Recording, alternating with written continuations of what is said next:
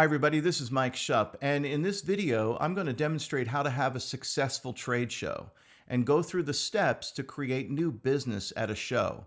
If any of you have ever thought about going to a trade show or you've done trade shows in the past, you realize what an incredible opportunity a trade show represents to get buyers and sellers together in a confined space in a confined period of time, and it's a hyper selling environment. And it's a great opportunity whether you're increasing your brand recognition, showing off new products or services, and opening up new accounts. And so this video is going to show you the steps that you need to be successful. Success at a trade show requires planning and preparation. You can't wing it. If you do, you're going to fail. So you are setting up a remote showroom. So you've got to be sure that you've got everything you need to be successful. I think about it like catering. If you were a restaurant, you were going to cater at a golf course, and you didn't go through all the steps in your preparation, and all of a sudden you realize you forgot serving spoons. Well, that's the worst thing that could happen. So when you're at a trade show, you need to go through all the steps to make sure that you're bringing all of the equipment that you need, all of the products, all of the samples, all of the demonstration materials, whatever you're going to have, you need to make sure that you think about it before, and you've got to think about it months before the trade show actually begins. So, first and foremost, define your outcomes. Are you looking for new accounts? Are you looking to introduce new products and services? Are you looking to get product placements with existing accounts? Most likely, it's going to be all of the above.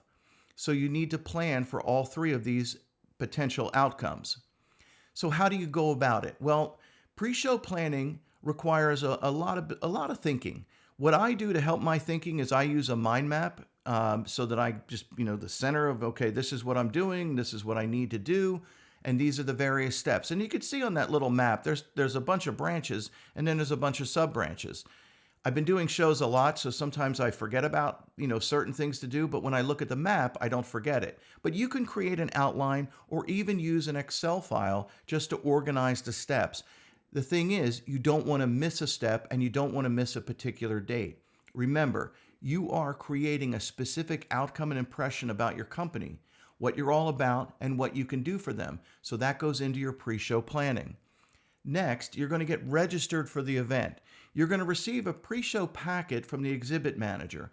Oftentimes, it's one of two big companies. One is Shepherd, the other is Freeman. And in there, you're going to select your booth size based on your needs for space and your budget. So the booth size is always going to come down to, are you going to be showing physical products or are you just talking about your services? Depending on the size of your company, you might only need a 10 by 10. I sell physical products, so I need a 10 by 30.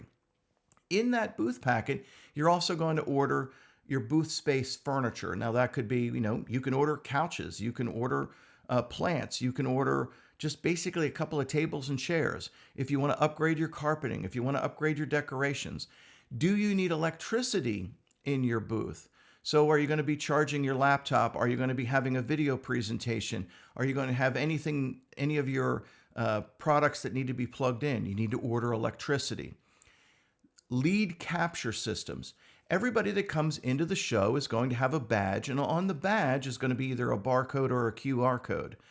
The show manager or the exhibit company has lead capture systems that you can rent during the show, and basically you scan the badges. And when you do that, it goes into a CSV file that you can upload into your contact management system or just use it as an Excel or CSV file. Additionally, you need to think about whether you need Wi-Fi. Now, most of the time when you're at a show, you're going to be in a concrete building and you may or may not get good cell service. So if you can use a hotspot, great. If not, and you need to be connected a little bit more robustly, go ahead and order the Wi-Fi. Just word of warning. Electricity is expensive and Wi-Fi is expensive. So if you're trying to do this on a minimum budget, you need to think about whether or not you need either one or both of those things. Electricity is usually something you definitely do need. Once you confirm your booth number, you're going to get a pre-show shipment address. This is where you're going to send the products before the show. And the date the booth materials need to be shipped to the pre-show warehouse. So at the time I'm recording this, it's in mid-February. I've got a show that I'm doing in mid-March of 2024. I know that by the beginning of March, I need to get all my materials together and ship them to the pre-staging warehouse. So everything gets staged to a warehouse, then it gets delivered to your booth on the day of or the 2 days before your show begins. Next, in your pre-shipment review, once you've determined what you need to bring to the show and showcase your product, you should create a scale layout of the space. This layout's going to show you traffic flow within the booth. If you're selling physical products like I am, you need to have room to demo the features and benefits, and the layout will show you if you have enough space. For example, in this trade show that I'm doing, I have a 10 by 30 foot booth. I'm showing two bunk beds and a bunk bed with a futon option and a day bed. So I laid all those things out just so that I could see, okay, well, this is to show these four main products. This is what I need, and this is going to give me enough traffic flow to demonstrate the products so that I can have an effective show, be able to meet and greet customers, and demonstrate my products properly. So it's a simple step, but it makes it a lot easier when you're doing this. By the way, I don't know if many of you use Zoom. This is the whiteboard feature on Zoom. It took a couple of seconds to draw up. So within your pre-show planning, you need to determine what you will be bringing to the booth. Now, this is going to depend on your product or service. As I said, if you're selling physical products, the number of products you'll be showcasing will dictate your space requirements. In this example, we need a 10 by 30 to show all of our products, a couple of bunk beds, a day bed, and a futon. And in order to make that happen, this is what we need in order to create the environment to show. Remember, the walkway, your customers are going to be in the walkway, so you can kind of bring products right up to the edge of the walkway as they come into your booth. Again, it depends on what you're showing. If you want to create a little bit more of an intimate environment, you may want even a bigger space so that you can have maybe a table to sit down and write orders or something to that effect. So, in pre-show planning, this is my booth checklist, and you could screenshot this. By all means, please do. You need to determine what you need to set up your booth, meet, greet, present, and sell in the booth. So what that means is business forms, new account forms, order forms, etc. Maybe use an iPad to record orders. It doesn't matter, but make sure that you've got them. A lead capture system if applicable. Pro tip, always get it if it's available. It will save you so much time in following up at the end of the show if you know who came into your booth. Also, you might just get looky-loos who just pop in, and you'll also notice something in trade shows that the bigger the account, the more often they have their badge flipped, but if they pop in and say, oh, hey, hi, how you doing? Oh, let me just grab that real quick. Boop. And all of a sudden, it was a whale that came into your booth, and you were able to capture their contact information. Signs, however you're going to display your name and your products, any technology, whether it's video screens, you're also going to need to make sure that you've packed your mounts. So that if you've got a video screen, how are you going to show a video screen? Any POP materials or any handouts.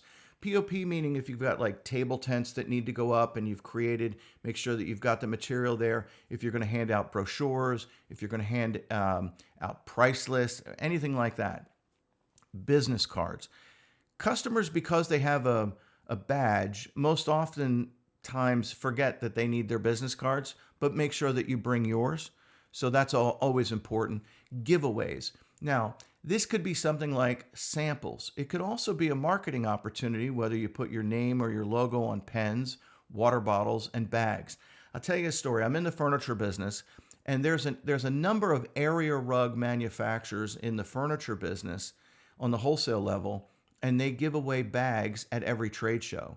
And it's a great marketing thing because customers get the bags to put, anything that they pick up during the show, whether it's a pen or a water bottle or documents or, handouts or stress balls or whatever, but they carry those bags into every showroom they go. It's a brilliant marketing opportunity. Food and beverage. Now you need to think about this. Depending on what show you're doing, how big it is, how long it is, and what's going on, what are you going to offer your customers during the day? And if there's catering, depending on the type of event.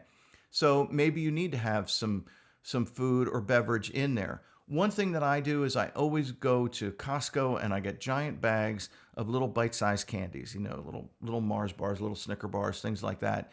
You know, it's something that I found that is just it people remember you. And I spread candy around the showroom because yeah, it's just one of those things. Tools to assemble your products. So, do you need screwdrivers? Do you need ratchet sets? Do you need pliers? Do you need just to bring a Leatherman? Do you need a knife?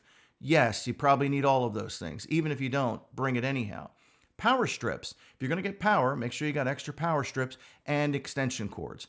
Very, very critical thing. Windex and paper towels. Look, when you're done setting everything up, there's going to be a layer of dust on everything because basically you're in a big giant warehouse with forklifts going up and down and people opening and closing all of this different material. So at the end of the day, things are going to get a little dirty. Just bring a bottle of Windex and some paper towels. Additionally, you need tools to pack up and ship back. So after the show's over, you've got to pack all this stuff up and ship it somewhere. Now, whether it's to the next show or whether it's going back to your home office or warehouse, you need to pack it up. So one of the pro tips is prepay your UPS and FedEx shipping labels and print them and bring them with you to the show so that when you pack up your booth materials, if it does ship UPS or FedEx, you've already got your labels ready so that you're basically able to pack everything in, stick your label, and walk out of the booth. Obviously, then you also need to get packing tape or shrink wrap if things are going to go back on a pallet, and of course, Sharpie markers. Next, let's talk about your booth visual setup. If you're going to be doing a number of shows during the year, considering getting a booth sign for the back of your booth. This is a great way to create a memorable impression of who you are. It's the marketing of your brand. It's your logo. It shows a high degree of professionalism because you'll market your company, showcase your products, and relay specific information like your unique selling proposition. This is what we're about here at XYZ Company. So here's an example of the booth sign that we created for this furniture company. Kodiak Furniture, our USP, we ship the same day with no minimums. That's a big thing in the furniture business. You don't have to order a tractor trailer worth of furniture. You can order one unit at a time and we'll ship it UPS. So it conveys that. It also adds light to the booth. So there are 4 LED lights that shine down onto this frame, and it adds a little bit more light to the product. So let me just tell you a little bit about this. This is an aluminum tube frame, and it is a cloth sign that just stretches over the aluminum frame. This one happens to be a 10 by 20. I bought it from this company called Mod Displays, not an affiliate link. I don't have anything to do with them, but they made a great sign and it allowed me to upload all of these different graphics to them. They designed the whole thing and went back and forth about 2 times maybe just to tweak to make sure that it was perfect. And boom, they printed it and we were done. It comes literally in it's not really a golf bag, it's like half a golf bag. And it probably weighs about 30 pounds, maybe total. So you've got these aluminum tubes, and then you've got this cloth sign that stretches over the aluminum tube. Highly, highly recommend you get something like this if you're going to be doing multiple shows. And you can get these signs in multiple sizes, but it does add a level of professionalism. And I'll tell you a story on why we ended up getting this. In my industry, in the furniture business, one of the largest rent-to-own companies in the country, I called and I talked to her about the buyer, and I said, hey, we were at this show. He goes, I never saw you. I said, well, I was next to XYZ company. He goes, oh, I buy from them. I visited them. I said, well, I was just to the right of them. Really? I don't remember seeing you. Well, there was a good reason for that. I didn't have a sign. I had this little cardboard sign that I'll show you in the next couple of pictures on what it looked like. So actually here, this is it. This little cardboard sign is why she couldn't find us, yet she buys from the guy that was over here. Is what it is. Another sign that you can consider getting is a pop-up sign. These are a great way to showcase the product, talk about different things, and demonstrate again your USP. You could purchase something like this from either Vistaprint or Fast Signs. This is basically a vinyl sign that is like a roller shade. In the back here, there's a bar. You take this thing off the bar, and this thing folds right into this, and this is the size of it. And it literally is into a small little tube that you could put into a box and UPS and FedEx away. But again, that was a simple way to do it. But look at the difference between, what a big booth sign can note in the appearance, right? The one on the right, the one on the left is our first show. We had the two pop-up signs, did have our logo, whatever. But in the back was just this goofy little thing that said Kodiak Furniture. Yes, we were a first-time exhibitor, and this was only a 10 by 20 because we didn't need as much space. But look at this one. Look at the difference it makes. Here, not so memorable. Here, very memorable. So again, it depends on your budget, it depends on what you're doing, but it adds such a great level of professionalism. Oh, and by the way, the difference between this show and this show was about $190,000 in business written. So again, is it up to the sign? I don't know, but people knew who we were, and when they found us.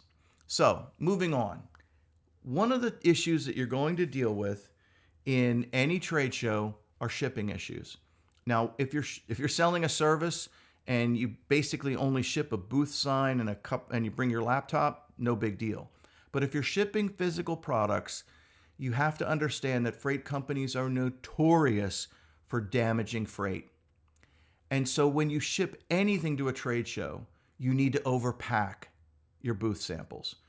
And what I mean is really consider how you're packaging things. In this example, this was a daybed that we had shipped, and it literally just turned into kindling. It was horrible. The picture on the right is how we shipped it. We put it on a pallet and we shrink wrapped it. But you know what we forgot to do? We forgot to band it to the pallet. And so everything shifted on the pallet. And when that happened, it rocked all of the materials. And when that happened and racked the materials, it destroyed the daybed. One thing to consider, and in my industry of shipping physical products, is we ship a lot of physical products. So what we ended up doing now is we started building show boxes. You could take a pallet or even a 4x8 box and literally create a crate with a couple of hinges on it or a door, and you could put all of your materials in there. And in that way, when they go into the truck to the pre-show warehouse and then they get delivered to the show space and then get delivered back to the staging warehouse and then back to wherever they're going, the materials inside don't get damaged. Again, you're dealing with guys that are driving forklifts in and out of trucks, and it's a blizzard of activity, and they don't care. So you really have to take extra precautions when packaging your materials. So in booth setup, so now your product and your freight arrives at your booth. Yippee, you are ready to go. Bring some tools in your checked luggage so that when you arrive, you can start setup. A box cutter, a power screwdriver with all of its bits, utility gloves, a Sharpie, bring a marker, extra hardware, and if you're selling different products, bring scratch and dent repair in your kit. Pro tip, make sure you dress appropriately. One of the things that you'll discover is most trade shows are in some place warm. You're going to go to Florida, you're going to go to Vegas, you're going to go to California, you're going to go, or you're going to go someplace warm when it's winter. You rarely go someplace cold to do a trade show. It's usually someplace warm. Dress appropriately. So depending on where the show is located, the AC is not going to be turned on. So it's going to be anywhere between 65 and 110 degrees in the show space with high humidity. So make sure that you dress for the show in clothes that you're going to get dirty and you're going to be comfortable, because it's going to be hot, it's going to be sticky, and you're going to be working to get your booth set up, depending on what your booth is. If you're selling a service and it only requires that you set up a table, don't worry about it. But if you're doing physical products, No matter what you're doing, make sure you dress appropriately. When I go to a show, this is the pre-show kit that I bring, which is basically a Leatherman, a power screwdriver with a bunch of bits, a pair of pliers, a utility knife, and a pair of gloves. Not, it's not like it's a big deal. And then I could throw that in my briefcase as I bring it to the show. So, booth setup. When you get to the booth, remember you're going to have to pack it all up and ship everything back. So, make sure you attain empty stickers from the show management. These stickers will be used to save your packaging material. So if it's boxes or it's cartons or it's pallets, you put that empty sticker on there with your booth number. During the setup, they haul that packaging out and then they bring it back to you at the end of the show. Pro tip, if you can keep boxes in your booth for things that you're going to UPS or FedEx back, do so. Now, depending on where your booth is located, you might have the opportunity, if you're on a wall, you might have the opportunity to put all the boxes behind a curtain, or if you got a couple of desks or tables, and they're going to be skirted, you'll be able to put the boxes underneath there. It really will help you break down and get out quickly. Now, you've done all this as far as you've got your products, you've got your materials, you know how to set things up, you possibly have bought a sign. So how do you get as many warm bodies as possible into the show space? And this is what I call my pre-show marketing. Listen, this is, at the end of the day, this is a sales and marketing event. So your job is to get as many attendees into your booth as possible. So I've got 4 things that you can do to help create a great show. It's really 3, but it's 4 steps. 1, get the list of show attendees. Now, you can usually get this from show management, or depending on where you're showing, you can get a list of show attendees or previous show attendees, because that's kind of what you're paying for. You get the name, address, phone number, and email. Number 2, you create a postcard and mail it 4 weeks prior to the event and 2 weeks prior to the event. Now, what I've done, and the easy way to do this is there's a website called canva.com, and in there you can create a postcard like what I've done here on this picture on the right. So I put a photo of the product, a little bit about our company, our USP, and our booth number, and then I put the logo of the trade show so that people, know what this is about. They're going to get lots of material from the trade show if they're attending. This just falls in line with that. Now, here's the trick. Once you create the front and the back of the postcard, you can upload this artwork to Vistaprint.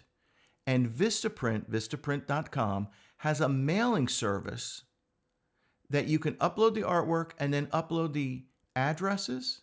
They will print the postcards, they will put postage on it, and they will mail them out. And it's like $1.10 per postcard. It's ridiculously cheap, and it gets even cheaper the more you buy. So, for a couple $100 in marketing, you can reach out and touch everybody that's going to be at your trade show.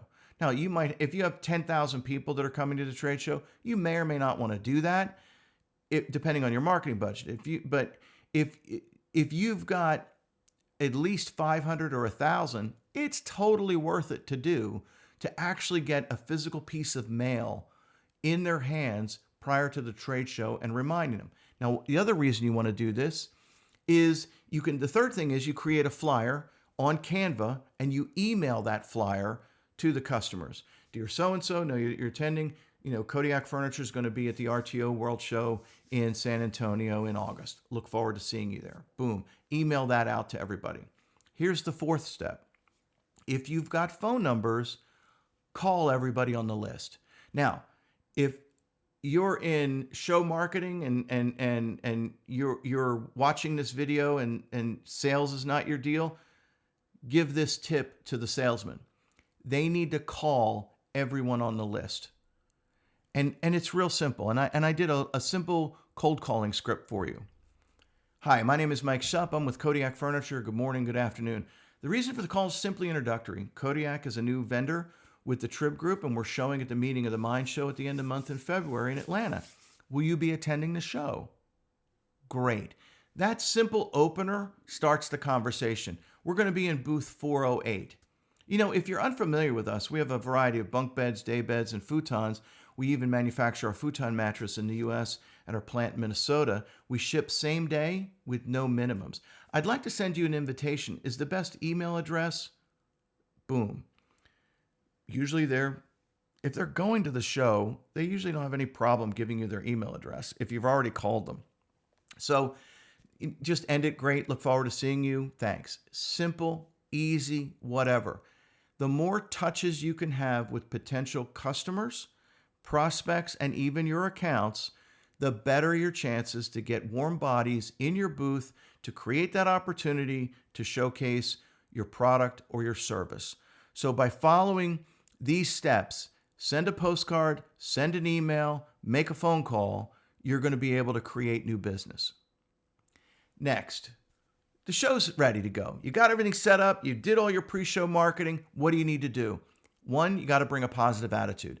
Again, this is a hyper-selling environment.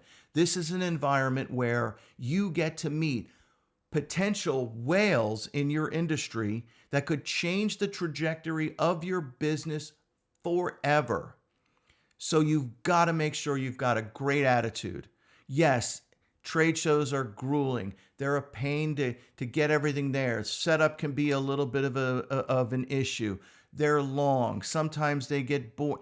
Doesn't matter. Stay up, stay positive. This is your opportunity to really create new business. Next, dress to impress. Depending on what the trade show is, they might be like, just wear a, business casual, right? Which dress shirt, sport coat, khakis. Terrific. I highly would discourage you, regardless of the trade show. Hell, even if it's it's just, it doesn't matter. Don't wear jeans. I don't care who you are. Don't wear jeans. Dress to impress. You always will dress to or above the level of your customers. And that's the thing that you need to do. Third thing, wear comfortable shoes. You're going to be standing on concrete all day. Yes, it's going to look pretty with an eighth of an inch of carpet on it. But at the end of the day, it's just you're standing on concrete. And you're going to be standing on concrete for 8 to 12 hours. And it'll kill you. It really will. And if you're not used to standing during your regular working hours, just make sure you wear comfortable shoes. Don't wear sneakers, but you can actually find dress sneakers that look amazing. For the guys, there's a brand that I wear. It's called Cole Haan 0 Grand, and it's basically like a dress shoe that has a sneaker bottom on it. It's terrific. Stay hydrated. You're going to be talking to people all day. Have some mints, things of that nature. Make sure you've got and can capture your leads. So you're going to have the barcode scanner on the badge and scan everybody that comes in. Remember, the bigger they are, the more they won't wear their badge. It's just the nature of the beast. They're like, I don't want to be bothered. Whoever it is, just say, look, we just like to scan everybody and just send out a thank you for coming in. Boop, scan them. And then finally, sell, Mortimer, sell. Sell everybody that comes in. Sell them on what you can do for them. Sell them on why it's important to them. It's always about them, but sell your products, sell your services, sell your company. Do whatever you can in this hyper environment where you've brought buyers and sellers together to get new business. I'm telling you, trade shows have changed the trajectory of more companies than you can imagine. But you've got to be there, and you've got to have the attitude, and you've got to make the presentations, and you've got to sell. So by getting as many bodies into the showroom, coming with a good attitude, you're going to be successful. So now the show's over. You've sold. You got a stack of leads. You got a stack of new accounts. You got a stack of orders. God bless you. That's awesome. But now the chaos begins. Meaning, as soon as about 15 to a half hour to 15 minutes before the show ends, you're going to notice that the traffic flow goes down, the vibe changes a little bit in the showroom area, and you're going to hear that sound of packing tape being stretched out from a roll. what you want to do is pack up when you can. Now, depending on your products, depending on your services, you might have to wait for your boxes to come back if you had to pack them away. And if not, just start packing things up. Just get everything organized. And this is why I went over that checklist. If you've got your prepaid UPS and FedEx return labels, make sure that you get them. You've got your packing tape, you got your shrink wrap, you got your Sharpie markers. Now, if you're shipping freight, either to a next show or back to your office or warehouse, you're going to need to get freight forwarding forms from show management. And you need to complete those with the information is requested. If during the setup you didn't give them a credit card, you're going to need to give them a credit card for outbound freight charges. There is drayage from your booth to the loading dock, and then obviously the freight from your freight forwarder or whoever you're shipping with, you're going to have to do that. But you need to make sure that you've got a credit card. It was a $2,000 unexpected expense at one of the trade shows when we shipped a bunch of stuff back, and I was like, there you go. Just one of those things. So once you do all these steps, then you get everything wrapped up and you're done and you're rocking and rolling, and you can walk out of the booth, catch your flight home or drive home, wherever you're going. Post-show, set up a workflow to process your leads, your new accounts, and your orders. Pretty simple stuff. You know how to do this. My pro tip is send thank you emails to everyone that stopped by with a next action. So it's obviously prospects for follow-up calls and meetings. New accounts that you need to get set up, how to gather the next information, your tax ID, your vendor buying agreements, your new account forms, etc. And then finally to process your orders and to send out everything. If you've done all of these steps and you've got a lot of warm bodies in there, you should have a nice amount of follow-up. And it should be something, again, that could change the trajectory of your business for decades, because you might, hook into that one account that will just change your business. And so that's why I get excited and why I created this video. I think this information can change a lot of salespeople's lives and really help them become more successful. You're going to see when you go to trade shows, you see everybody. And if you people watch and if you're in sales, you know that you normally come with an upbeat and positive attitude. But you also realize that you're going to see people that are going to be kind of, a grumpy Gus, and they're a little down and they're a little depressed. And a lot of times it's just because they went to the show, they think that they're going to get business. What I'm doing and showing you in this video is how to salt the cup, so to speak. If you're an ex-bartender, you always put a 5 in your tip jar at the beginning of your shift so that people remember to throw money in there. Well, that's what the pre-show marketing is. That's what the in-show marketing is. That's why you create a sign. That's why you send out the postcards. That's why you send out the pre-show emails. And that's why you make the phone calls. And if you do all of those steps effectively, you are certainly setting the odds in your favor that people will stop by, at least to check you out. And it could not, maybe you don't close them on the first one, but you at least they got to see who you are. They see you're a real human being. You start to develop those relationships. You get the lead, which will then get the new account. Thanks for watching. Again, my name is Mike Shupp. If you have any questions, just put them in the comments below or DM me. Thanks.